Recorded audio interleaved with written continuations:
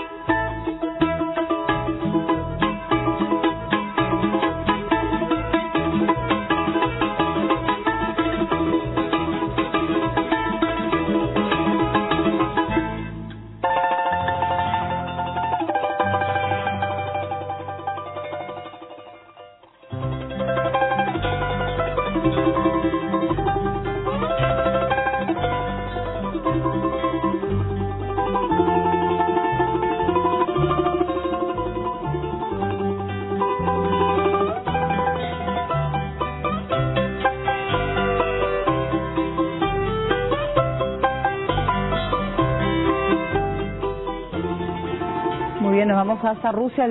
El presidente Vladimir Putin protagonizó un momento tierno con un feroz animal en la previa de los Juegos de Invierno en Sochi. Más tarde se reunió con el presidente del Comité Olímpico Internacional. Aunque atacó a algunos periodistas y se mostraba agresivo, este cachorro de leopardo persa logró calmarse gracias a la intervención del presidente ruso Vladimir Putin. Al mismo estilo que un domador de fieras, el mandatario acarició al felino hasta que consiguió tranquilizarlo. Los medios han presentado entonces a Putin con una imagen tierna a pocos días de la inauguración de los Juegos Olímpicos de Invierno de Sochi, tras una ola de críticas por su mano dura que ha afectado, por ejemplo, a los homosexuales. El gobierno ruso ha hecho todo lo posible por mejorar su imagen internacional, en especial ante el Comité Olímpico. Contrario a lo que denuncian algunas ONG, el Kremlin ha emprendido un programa de reintroducción de leopardos persas en las montañas del Cáucaso para demostrar que los juegos no hacen daño al medio ambiente. Es por eso y otros factores que el alemán Thomas Bach, presidente del Comité Olímpico Internacional, ha llenado de elogios al mandatario en una conferencia conjunta en la previa del evento deportivo que comenzará este viernes 7 de febrero. Usted hizo todo lo que hacía falta para que los deportistas participen en los Juegos Olímpicos. Usted cumplió todas sus promesas hechas al Comité Internacional Olímpico hace 7 años, cuando Sochi fue designada para organizar los Juegos, señaló Bach. Sin embargo, ninguno de los dos ha dado un adelanto de quién encenderá la llama olímpica en la ceremonia de apertura, pero las especulaciones ya se han hecho sentir en los medios, ya que algunos sospechan que será la campeona olímpica de gimnasia rítmica en 2004, Alina Kabaeva, que en algún momento fue relacionada de manera sentimental con el presidente ruso.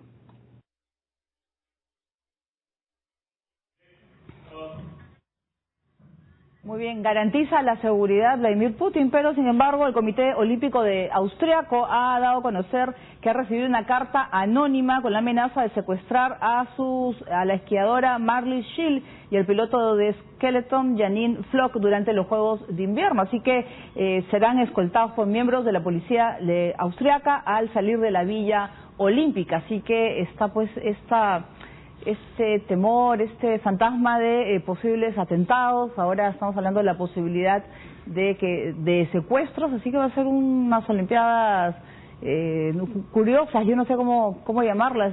A veces puede haber el temor de que algo puede suceder en Sochi. Es que para los que no lo recuerdan, en diciembre, es decir, hace un poco más de un mes, se dieron 2 fuertes atentados en Volgogrado, que es la tristemente recordada Stalingrado, durante la Segunda Guerra Mundial. Volgogrado, pues, es una ciudad relativamente cercana a Sochi, y hubieron 2 atentados muy importantes cometidos por estas viudas negras que se dejó la vida de más de 30 personas.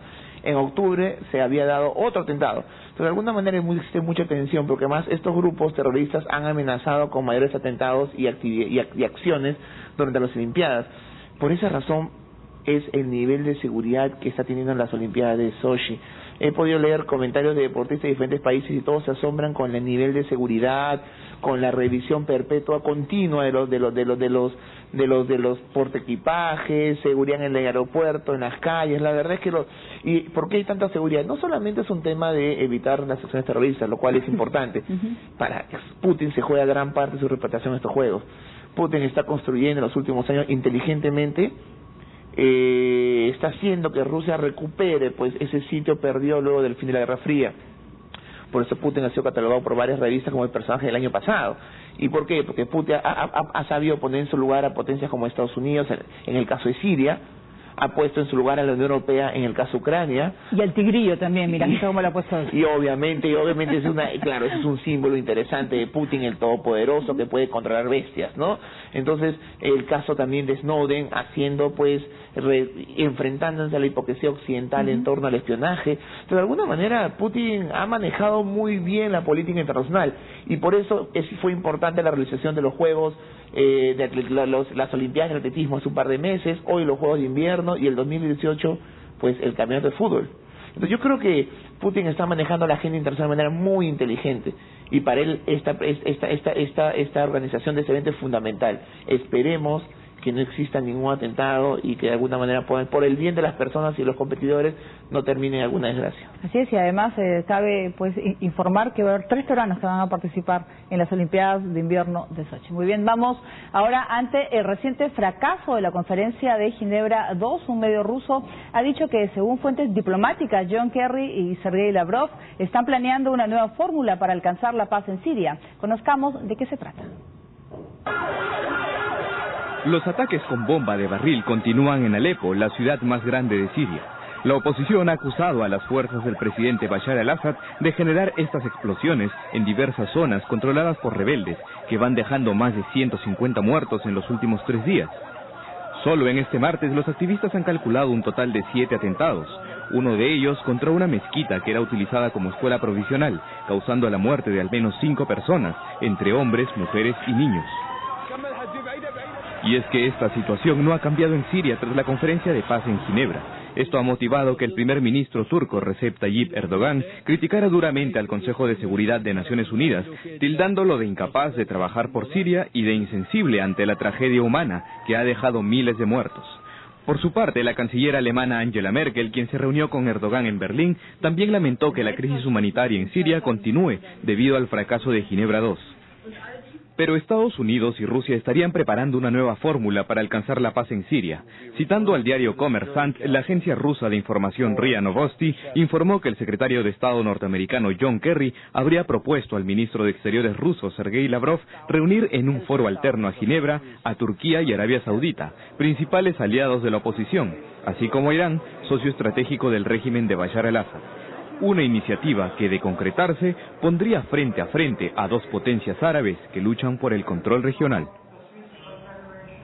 Muy bien, también es muy importante acotar que John Kerry ha condenado la brutal agresión que se ha dado en Damasco y dice: muestra al mundo su verdadera cara. Habla de Bashar al-Assad y sobre el uso de barriles explosivos que hemos dado a conocer en otras oportunidades del programa. Dice: es el último acto de barbarie de al-Assad. Uno se pregunta, ¿realmente Kerry está cambiando su idea o piensan realmente hacer una intervención a ese país?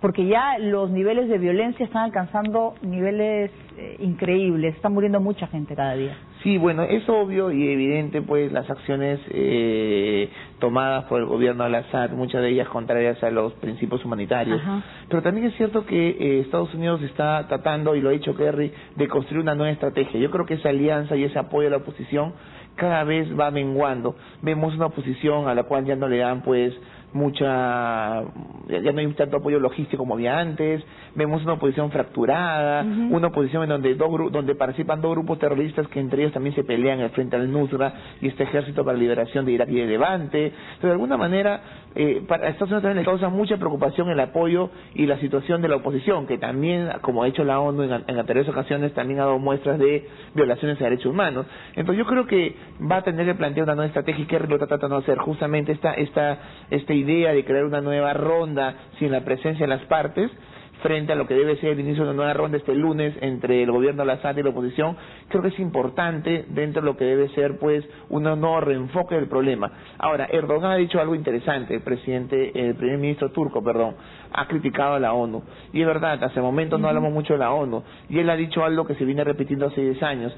el malestar que existe en torno al papel que juega el Consejo de Seguridad en este tipo de situaciones. Claro. Justamente el objetivo del Consejo de Seguridad como ente ejecutivo de la ONU es velar por la paz y seguridad, y ese es un tema crucial, clave, y Erdogan vuelve a tocar una palabra que se viene discutiendo en la ONU con pocos resultados, y es la reforma del Consejo de Seguridad. ¿Qué hacer para que este Consejo de Seguridad, qué hacer para que ese derecho de veto no impida el accionar de la comunidad internacional en casos como Siria? ¿Qué hacer para que los intereses nacionales de los estados, sobre todo los que tienen derecho de veto, primen sobre los intereses de la comunidad internacional en busca de paz y seguridad? Entonces, obviamente eso plantea una reforma. Propuestas hay miles en la ONU, pero no se puede caminar sin la afirmación, sin el consentimiento de los países permanente del Consejo de Seguridad. ¿Crees que hay alguna intención de Estados Unidos realmente de intervenir? ¿Esta vez sí? Yo creo que nuevamente regresamos a por qué no intervino hace un par de meses cuando declaró Obama la línea roja y las armas químicas. Yo creo que el contexto no es favorable para una intervención. Si bien Estados Unidos el último año, especialmente los últimos 2 trimestres, ha tenido tasa de crecimiento importante por sobre el 4%, lo cual ya lo regresa a Estados Unidos a niveles regulares de crecimiento, todavía la economía estadounidense es débil. Yo no creo que en la opinión pública norteamericana haya consenso. No había consenso cuando hubo lo de las armas químicas, menos consenso va a haber hoy sin una explicación, sin una razón clara. Además, porque la otra pregunta es ¿en quién se apoyaría Estados Unidos? En anteriores circunstancias se ha apoyado a algún grupo rebelde o a alguna oposición. La pregunta, ¿Estados Unidos está dispuesto a apoyarse en la oposición fracturada y dominada básicamente por los grupos terroristas? La verdad sería enfrentarse a todos. Para Estados Unidos es muy complejo pensar quién debe venir después de Assad, porque también la oposición no da muestra de mucha responsabilidad. Claro, pero es ir contra Al Qaeda y el otro grupo extremista que está participando, o sea, o simplemente buscar la salida de Bashar al-Assad del poder, que podría ser uno de los objetivos, ¿no? Sí, es complicado pensar, estamos hablando de intervención sin el apoyo de la oposición o de los sectores más aguerridos o más violenta la oposición, sería una intervención que le costaría mucho a Estados Unidos, más aún cuando esta intervención podría romper lo que Estados Unidos viene construyendo con Irán. O sea, la construcción de la relación con Irán y la Irán pacificada y con controles en materia nuclear podría caerse si Estados Unidos invade al principal aliado de Irán en la región.